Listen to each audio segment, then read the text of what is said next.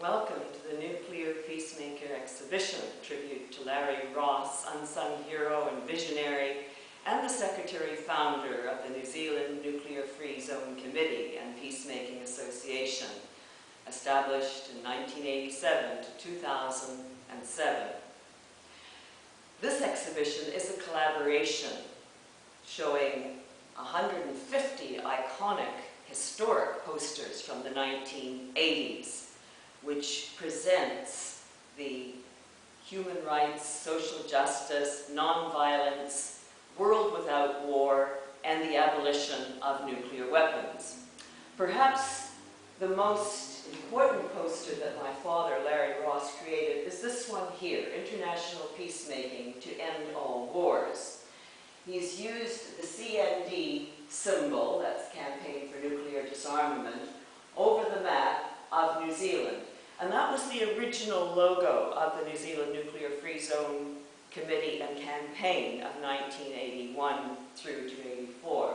But in 1986, he then designed the poster using the badges of the Nuclear Free New Zealand and showing it as a center for the human rights, social justice, nonviolence, and environmental protection campaigns from organizations from around the world. This poster is an example from the Women's International League of Peace and Freedom, and it's highlighting in the year 2000 the aspirations for nuclear disarmament. Here we have helped stop war, declare New Zealand a nuclear weapon-free zone with peacemaking neutrality. This is the new defense and foreign policy that Larry Ross was advocating. And you see again in the center the CND symbol, and even though it's a small group of people surrounded by the military-industrial complex of those ready to possibly destroy the planet, nevertheless, it's better to be a light in the darkness than no light at all. Our next poster from the Japanese-led Peace Wave from 1988.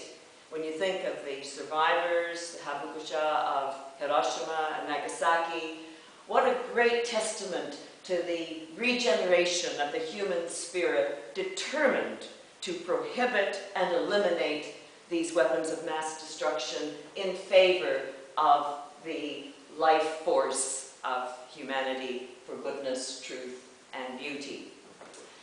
This next poster is one of Larry's creations. He had a number of artistic friends, and his vision was better active today than radioactive tomorrow.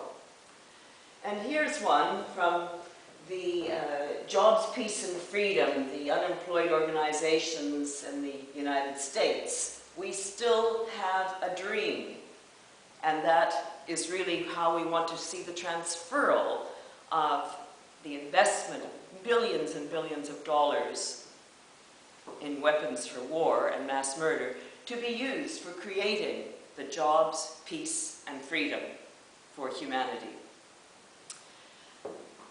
And that leads us to the Peace Pledge Union. I renounce war. And that's the simplest statement that we are trying to encourage all of humanity to evolve in their consciousness to see that even though we have had wars for thousands of years, we actually are now educated, intelligent human beings who can choose our freedom to work for a world without war. And just below it, you'll notice the magazine articles of 1962, when Larry Ross brought his family from Canada to New Zealand, 6 children, thinking he could work more effectively here for a nuclear-free world, but even just to survive a limited nuclear war in the northern hemisphere.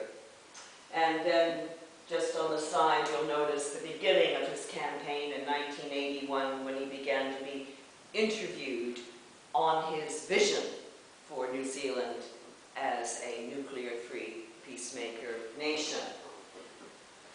And here we have Lord Bertrand Russell. So in 1963, Larry Ross wrote, World War III in the Southern Hemisphere and was in constant correspondence with Russell, who helped to establish the campaign for nuclear disarmament in Britain, but also worldwide, and his Bertrand Russell Peace Foundation, and he invited Larry Ross to establish the Australasian branch, which he did in 1964 to 68, when he could no longer afford to continue the voluntary unpaid peace work and had to return to supporting his family.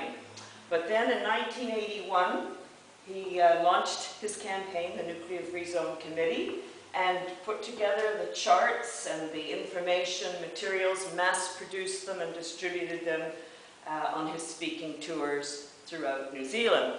And by 1984, we had achieved the 61% of New Zealanders living in 86 locally declared nuclear-free zones. That was at the time of the snap election, which voted in the Labour government. And I'll just draw your attention to this chart here, because by 1987, that had increased to 105 locally declared nuclear-free zones, covering 72% of the population.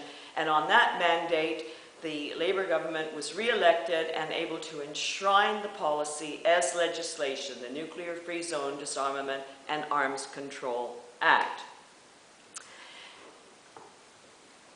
And just looking above here, we have the disarmament. We're taking the bull by the horns, another great example of how people and governments of the world can say no to nuclear weapons and work consistently to achieve a world without war. And once again, we have to look at the United Nations itself, because that is our only international organization that can actually bring together the heads of 192 states to come to an agreement on any of these major issues which affect the security of humanity, but in particular, how we must eliminate nuclear weapons.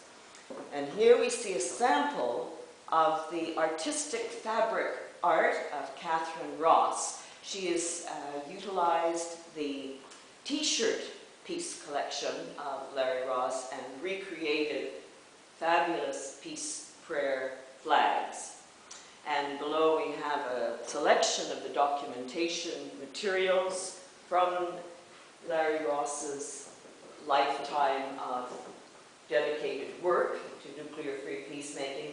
And this final poster here, Stop the Nuclear Arms Race, in every language that one can speak in. These are the words that need to be said and the action that needs to be